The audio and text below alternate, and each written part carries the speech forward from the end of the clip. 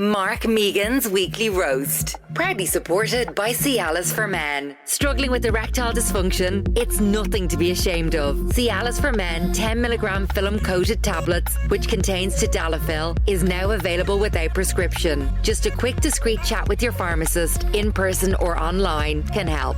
Find it at pharmacies nationwide or visit www.cialisformen.ie for more details. To be taken at least 30 minutes prior to anticipated sexual activity. Always read the label.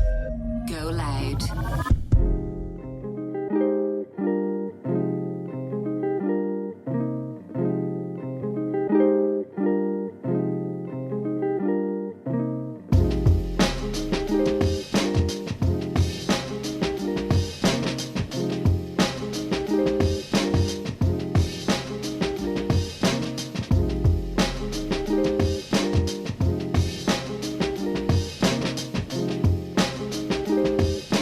Welcome back to the Weekly Roast.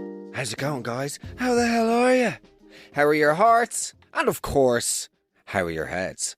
Guys, Mark Megan's Weekly Roast is proudly brought to you by Cialis for Men, helping you get and keep an erection whenever you need it. I am so happy to be working with the brand that will help men, not just with their erections, but in realising that there is nothing to be embarrassed about. Nearly 3 in 10 men have experienced ED, but only 1 in 4 are comfortable discussing it. Let's change that.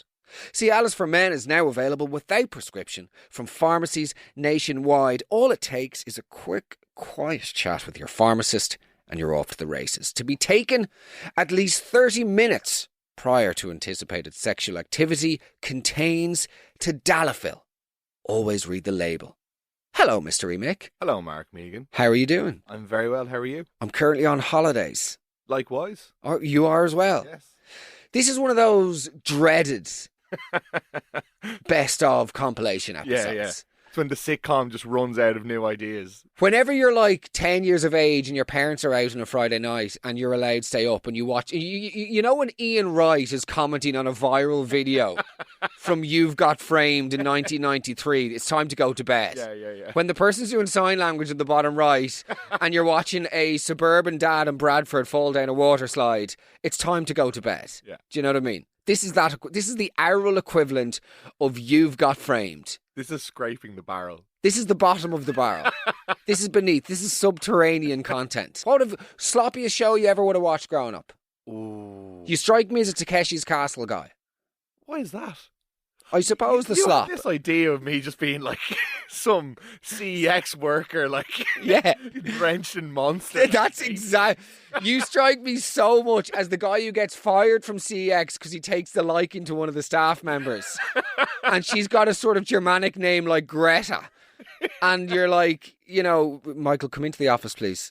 Everything okay, Greg? Just shut the door behind you, please. We've seen some messages that you've been sending. What?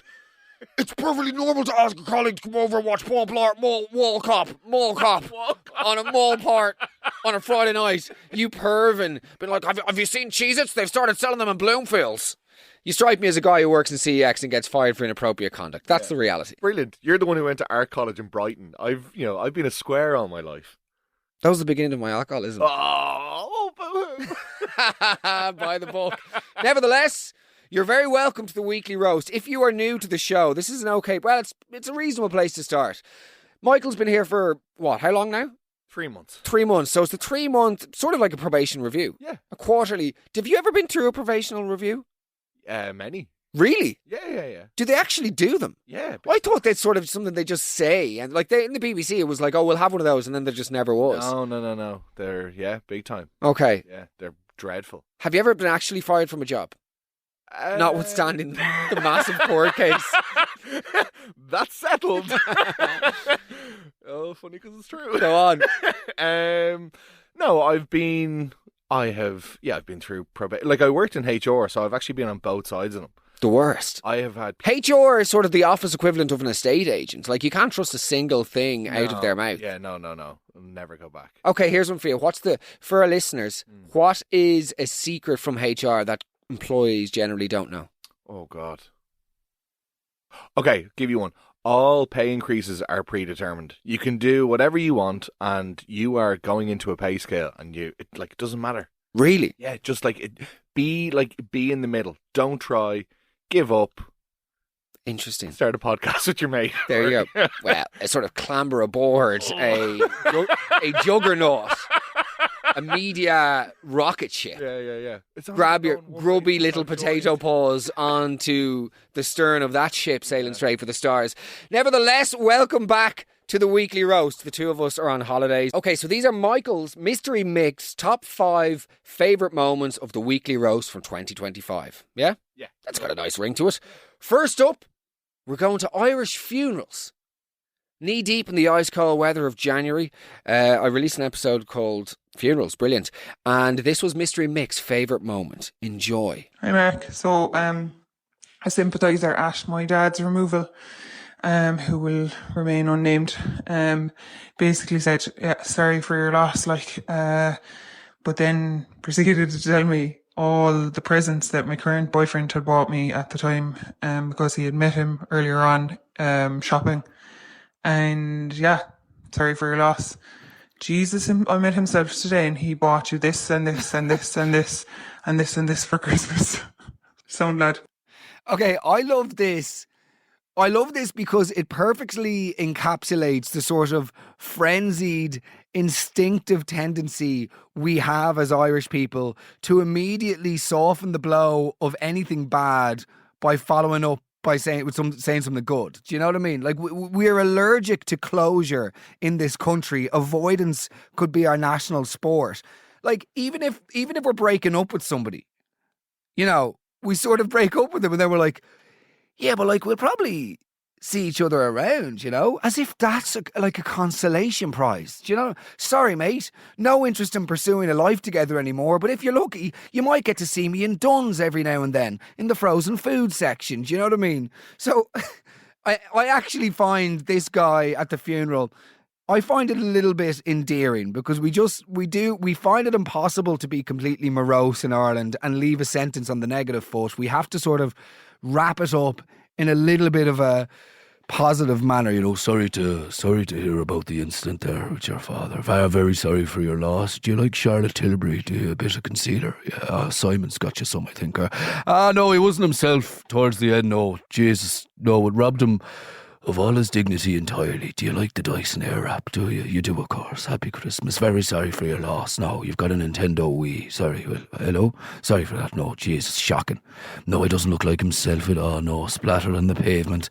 Taken far too soon altogether. He was a fit man. He was a fit man, and you're getting a Fitbit. That was another thing I saw today. You're getting a Fitbit, yeah, from Curry's. So, yeah. Your father was a good man, and your boys did good too. What size are you in Lululemon leggings, actually? I believe the arse, you have to size down twice, I think, anyway. But the bus came out of nowhere. Rest in peace. A piece of jewellery as well, actually. Do you know what I mean? On we go.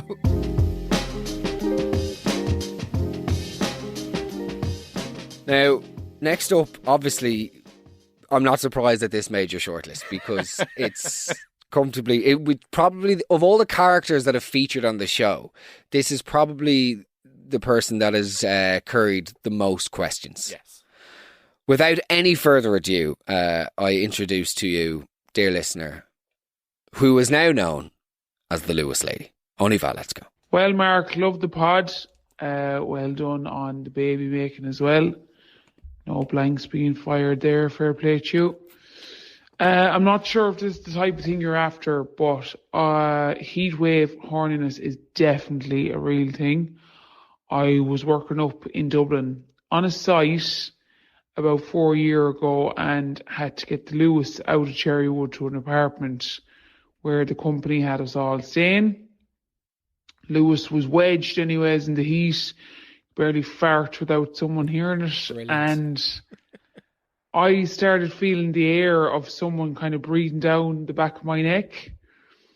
And without going into too much detail, that's the exact thing that gets me going. So I turned around to see if the person behind was worth looking at. And it was a 6'5" fella. He'd been working on the site that day as well. But with an air conditioning company or something like that. But anyways, I leant forward so that my tits were pressed against his fingers, smushing against the rail. It was that busy on the Luas. But I was kind of coming up to Dundrum and I could feel my nips getting hard. Sorry now for how graphic this is, but listen, we're all the one. What? So I knew he could feel it and he didn't move his hand. And I was a bit panicked though, because I'd been wearing my gym runners on side all week with bare feet, and the kind of stench off my feet was fairly cheesy at this stage. No. But we both ended up getting off the same stop. And I just said to him, do you want to go for a drink? Or do you want a drink? And we went off the off-licence, off the main road, and we shared a naggin. And then I went down on him near the roundabout there is it Ballyogan? Doesn't matter. And I was back up in Dublin again in December. And the same thing happened with a different fella, but he got us a room in the Beacons. Sorry? So this person's just shagging people from the Luas? What? Oh, it was at Ballyogan. It doesn't matter what roundabout you filleted the strange man. 6'5", by the way. And a fucking condad must have been. This is I'm 6'2", by the way. And it works, evidently. So, brilliant. You're advertising your penis. This is absolutely insane. No, hold on. So she's also, this got nothing to do with a heat wave. Nothing. The only relevance of the heat wave is your alleged cheese-smelling feet, which is, might I add, the most putrid contribution we've had to the show in some time. Referring to your own feet as cheesy is actually just barbaric. That's self-harm in a way. So you're on the Luas, right? And I love the way this woman is a thug. She feels the breath of a stranger on the back. Oh, that gets me going. This is the exact thing that we're warning people to be wary of, by the way. This is the opposite of what we should be doing. If you feel the breath of a stranger, go, swap carriages, report him, say it, see it, sort it, alert a friend, just call it out for what it is. No, if you feel the breath of a stranger, smush your breasts on his hand until your nips slowly harden. And that will be enough. That'll be the fucking bat signal. That'll be the Alan Turing Enigma code that Horn Guff McGuff needs to get the fucking beans up your muff. This is, as you might say, my boy, they're out of all levels. The Luas. On the way home from, by the way, she's really narrowing down. So she works in a site. He works in the air conditioning unit. Obviously her biggest fan. Yeah. Oh. So there you go. That's why I'm in the hot seat. Maybe one day, if you... But I just don't know how that... I would like to know what happened in between breasts on the knuckles to... Do you fancy going to get a naggin, by the way? It's all so insane. We shared a naggin as if it's like a daiquiri by a Floridian pool. Do you know what I mean? Sipping a glass of Smirnoff. That's like what made me stop drinking. That level of despair. Oh my God. Passing back and forth the nagging before shrugging your shoulders and going, right, well, will I suck you off? Like, and then the second lad, the new guy in height of December. The height of the heat wave in December. I assume she met him at the site, not like on the Luas again. No. How are you getting home from work today?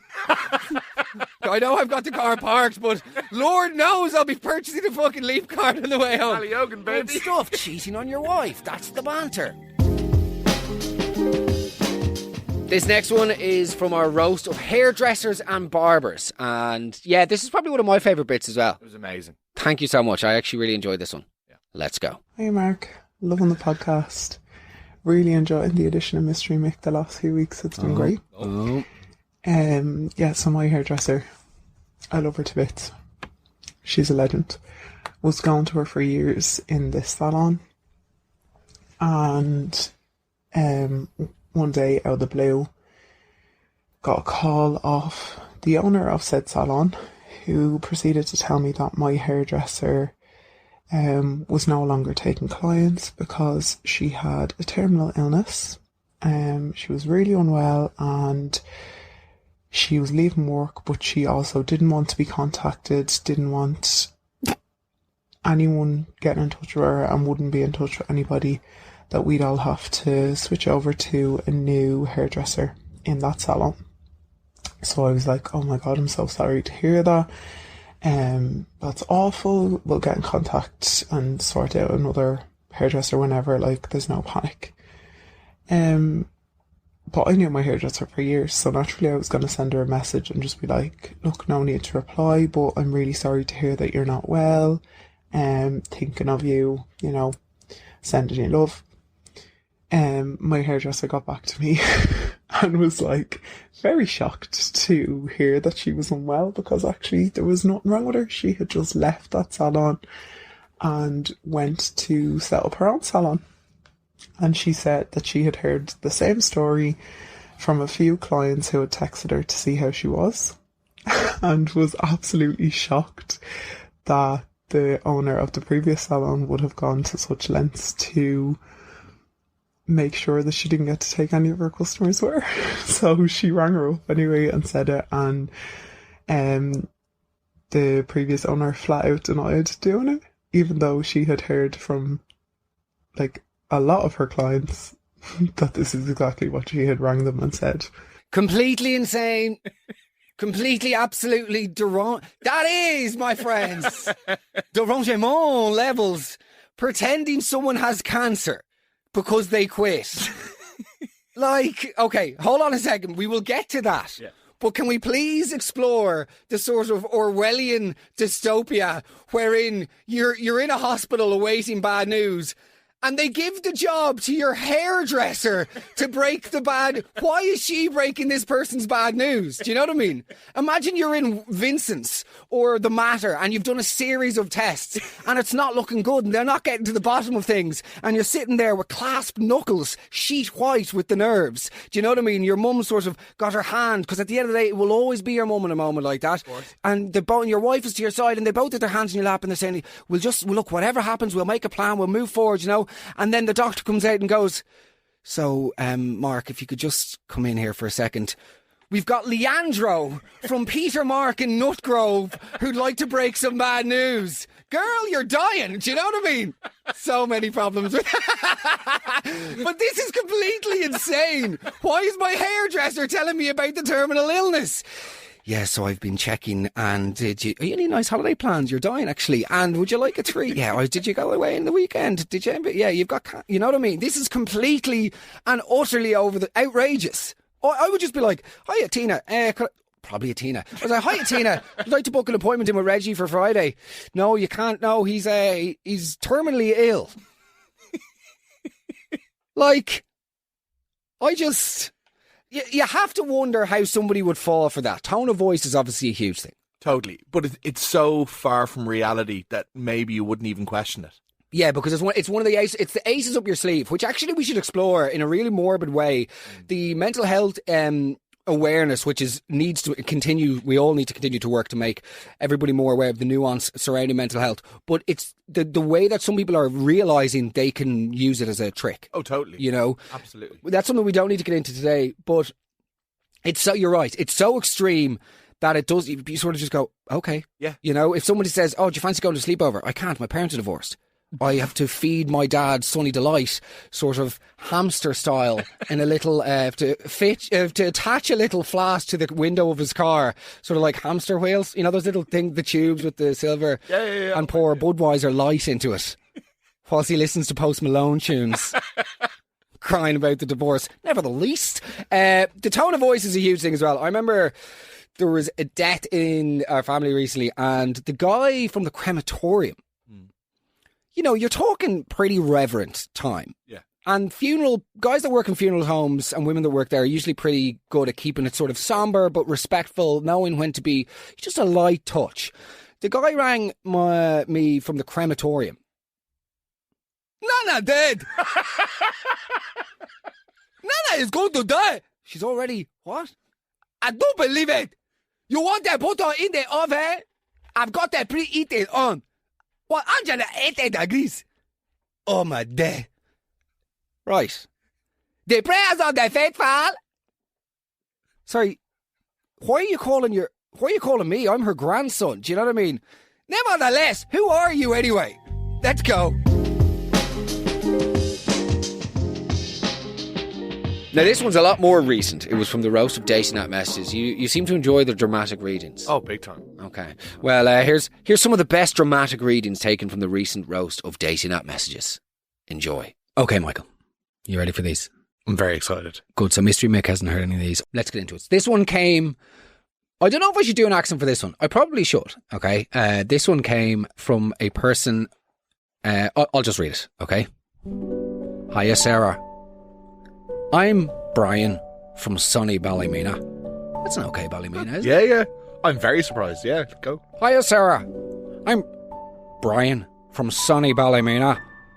I'm newish and actually sat here with a big smile here at home after matching with ye. Without any doubt, you are absolutely stunning beautiful and have the most gorgeous face, unreal eyes and lush hair. So my type. Ellipsis. But apart from that, I'm playing it cool and keeping my cards close to my chest. Ellipsis. Anyway, I'm having a Snickers bar and telly. Not very rock and roll, but it's boring times, hey, until we get dating. I'm on 074 193 206 78 if you maybe want to WhatsApp text. Take a chance on a good man and let me prove I'm not like many dicks. The accent's falling apart. I'm not like many dicks. No. I'm not like many dicks on here only looking for the one thing. Ellipsis. I'm the most busy... that's me. I'm the most busy place, ellipsis, I would see stand out a mile to me. You are not... okay, maybe in the most busy place. Okay. You would stand out a mile to me. I would see you and would not be able to stop staring. Wishing I was with you, I would be sneaky peeking up your skirt, but secretly hoping to get caught. Oh well, so much for playing it cool. Brian! You never stood a chance from the start, but you obliterated any prospects of a future together by staring up the skirt.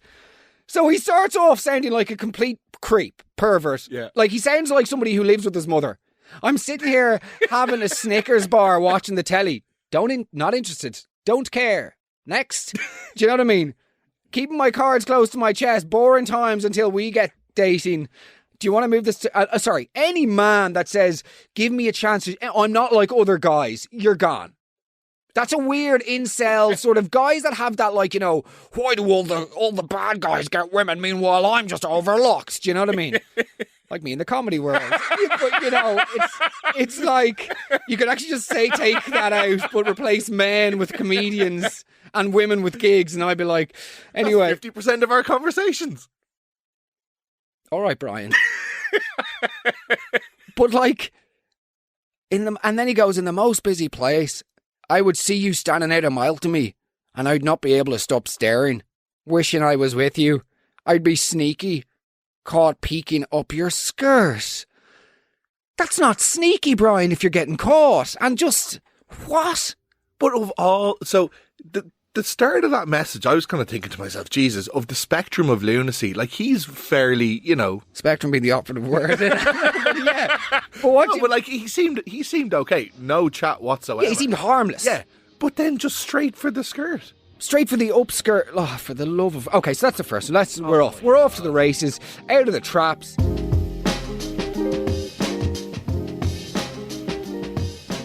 And then, of course, the teachers. One of the biggest episodes of the year for us, and no surprise that Michael has put this in his shortlist. This moment, I still cringe when I think back on it, but yeah. Okay, here you go. Let's go. So we had this geography teacher. So went to secondary school in Rathmines, and like the year I did my leaving was 2001. So just to kind of give a bit of perspective, it was an all-girls school. It was still run by the nuns. But yeah, we had a geography teacher, and I think he was a music teacher as well, because he'd crack out the guitar, right, in class. But he'd always be singing really sad songs. And in one class, he spent purely singing and crying, and like he was bawling his eyes out crying, and he kept telling us, "It's okay, girls, real men cry all the time." So yeah, it was wild. Again, right message, wrong delivery. Unbelievable. The crying is too much. Ridiculous. It's absolutely ridiculous. I'm sorry, by the way, men, of course, should cry. I cry very frequently. That is not up for debate here or ridicule. It's the context, though. Yeah, you know, not when you're delivering. Keane, you're supposed to be Oasis. teaching about the stalagmites. Do you know what I mean? And Oxbow Lake. Why is it that that's the only thing anyone remembers? There's no greater feeling, by the way, as an adult, as looking out a plane window going, "Oh look, Oxbow Lake, Oxbow Lake," and that's where the geographical knowledge big. Done. That's it. Stalagmite, stalactite, could be anything. Could be Aladdin tights for all I bloody care. Oh, That's just the wit. In terms of crying teachers, the worst thing that ever happened in my school was when it comes to crying teachers, we were in class one time and we had this guy who was genuinely so nice. He was too nice for this like clannish, laddish, like fee-paying rugby boys school where just loutish, like the language of the yard was misogyny and hate. Just, you know. And he was in class one time and he was always so patient. And one time he lost the head and he threw a copybook at the end of the classroom. And everyone was like, "Oh my God." And he just stood at the top of the class and started crying. And he goes, "Guys, that shouldn't have happened and I'm so sorry. I was due to be married next month and my fiancé has pulled it." And the whole room goes completely silent. And then just... and everyone just... It's the worst. I still have shame surrounding it. And everybody just explodes laughing because we don't know how to deal with that emotion. We're not developed yet. We don't know empathy. So everyone just goes, "Ah!" And then someone's like, "Gay?" It's like, it's not gay for wanting to marry this woman, Lucas. So then he leaves the room, which is fair enough. yeah. Oh, Skills. God. Oh my God, boys' skills are. It's the just worst. the lack of empathy. Jesus Christ. Oh, man, it was shocking. I don't remember who the kid was that laughed first. Let's go.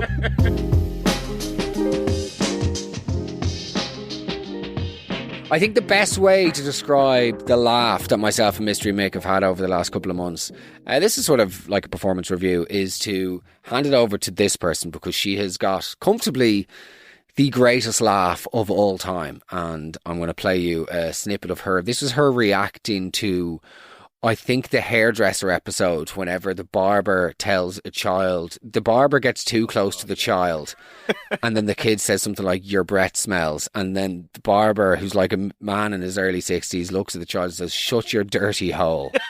Which is just absolute barbarism to speak to a child like that. So this is that reaction. I think that's a fair enough, summation of your last couple of months in the podcast. I'd like to think so, yeah. And with that, I just want to play, I got a voice note from somebody last night about the Instagram roast that I do. And it's a little review. I don't usually do this because I know it's just completely ludicrous to play something complimenting you. But this is a person's reaction to my roast on Instagram. And I honestly think it's the greatest thing I've ever heard. If you're coming on the 25th, this is hopefully what you can expect more of.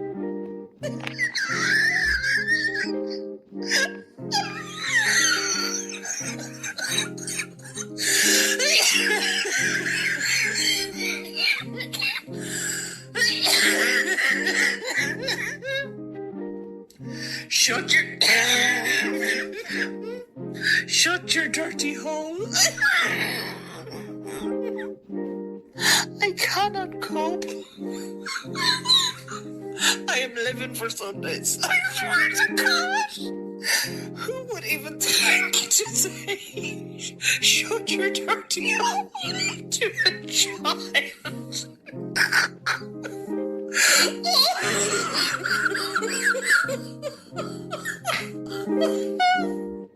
I just can't cope with it.